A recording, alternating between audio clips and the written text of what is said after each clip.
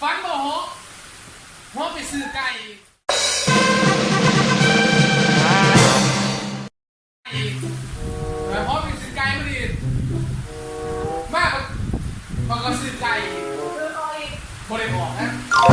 ออกแล้วซ่อซื้อแล้วไอ้ฟันบ่ฮะอยู่ไม่ได้ซ่อถึงพันกีบแล้วไปซื้อไก่แม่นความไว้สุกดิ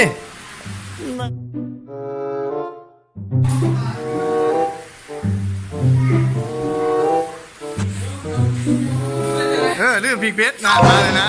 เขาจะพิกเพชรใช่ไหมเนี่ย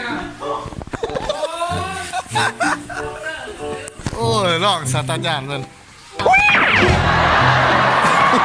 ยังไม่ได้ว่าเลยโอ้ยได้เลย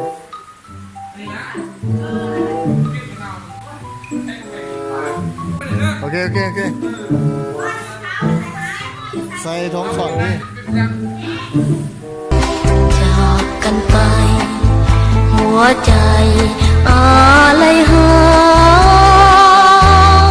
จำจากไปไกลตาขอลาก่อน